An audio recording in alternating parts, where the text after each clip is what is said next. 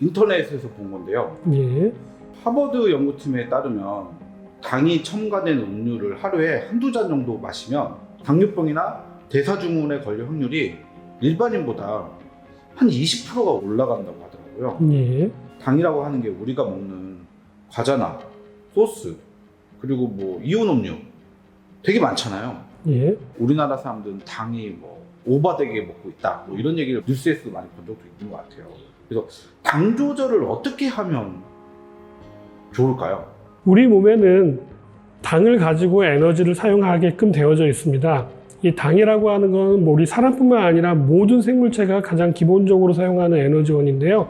이런 에너지원이 우리 몸에서 좀 남게 되면은 이 당을 글리코겐이라고 하는 물질로 변환시켜서 간이라든지 근육에다가 저장을 하고요. 또 그래도 남으면 그거를 지방으로 전환해 가지고 피하, 특히 뱃살 이런 데다 저장을 하고 있습니다. 더히포크타임즈닷컴이 당분 과잉 섭취 시 나타날 수 있는 징후 4가지에 대한 이야기를 하고 있는데요. 그 첫 번째 증후군은요, 우울한 느낌이 들거나 불안한 감정이 많이 솟아오를 때 당 중독을 의심해봐라 라고 이야기하고 있습니다. 당분 섭취 전에 우울한 느낌이나 불안한 감정 때문에 당을 막 섭취하려고 노력하는 사람들이 있거든요.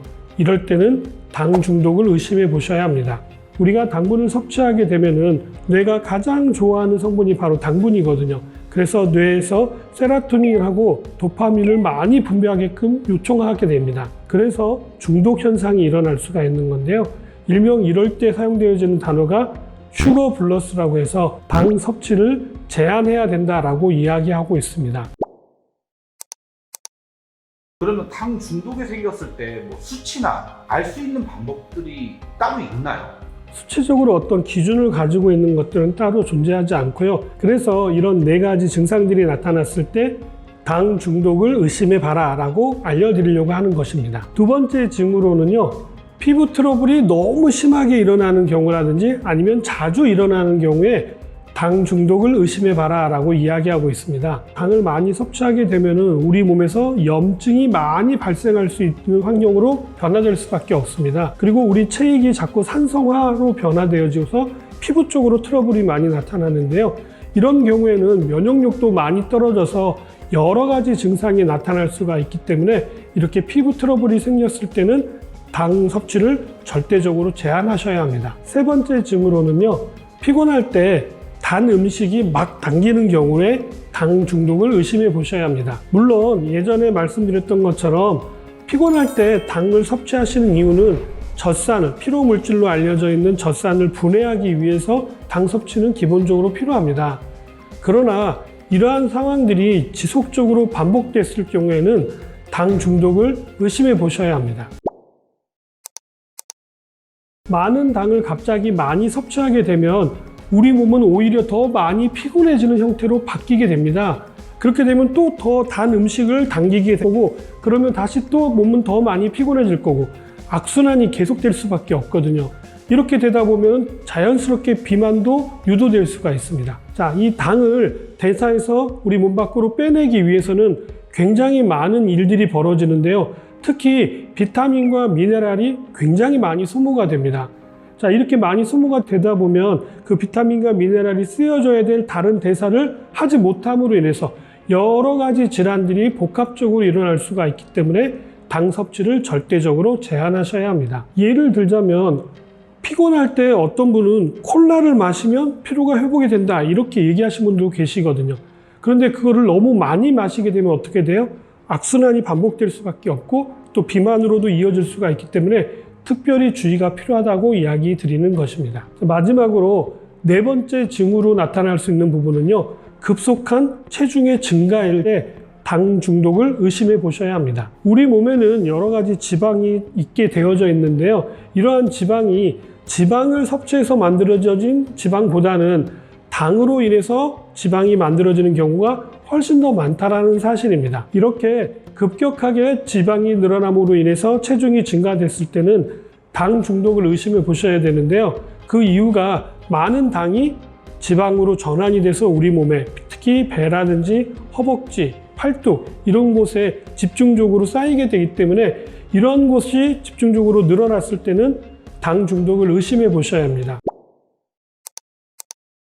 자, 앞에서 말씀드렸던 이런 여러 가지 증상들이 나타났다면 당 섭취 자체를 절대적으로 제한하시는 게 굉장히 중요합니다.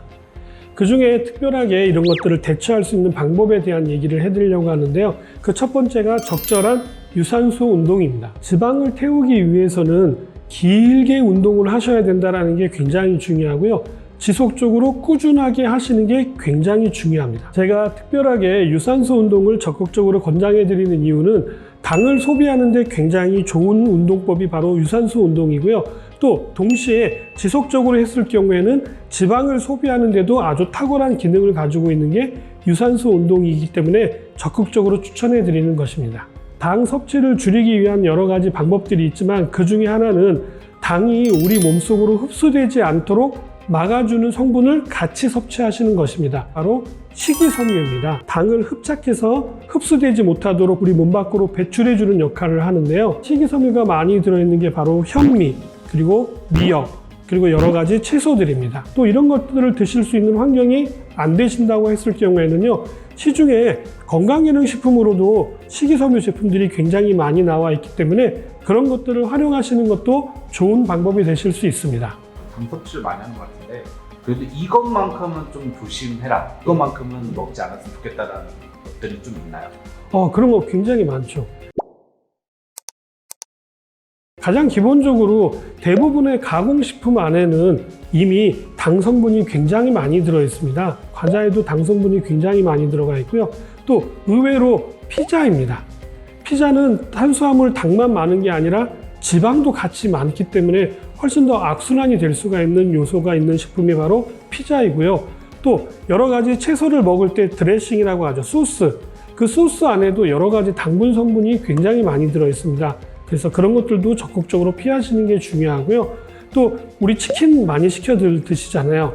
그래도 일반 프라이드 치킨보다는 양념 치킨들을 많이들 드시는데 이 양념 치킨의 소스도 엄청나게 당분이 많이 들어 있습니다. 거기에다가 막 당분이 많이 들어있는 콜라까지 같이 마신다고 하면 이거는 굉장히 위험할 수 있을 정도의 당을 섭취하시는 거거든요. 이런 것들은 절대적으로 피하셔야 하고요. 여러 가지 조림 식품 안에도 당 성분이 많이 들어 있습니다. 그리고 케이크, 이런 케이크는 양념치킨과 맞먹을 정도로 지방과 또 당 성분이 굉장히 많이 들어 있기 때문에 앞에서 말씀드렸던 여러 가지 증상들이 나타났을 경우라면 이런 식품들은 절대적으로 제한하시는 게 중요합니다. 그렇다고 해서 이런 음식을 무조건 드시지 말라는 얘기가 아니고요. 조금씩 드시는 것들은 절대 문제가 되지 않기 때문에 많이 드시는 것만 주의하시면 될 것 같습니다.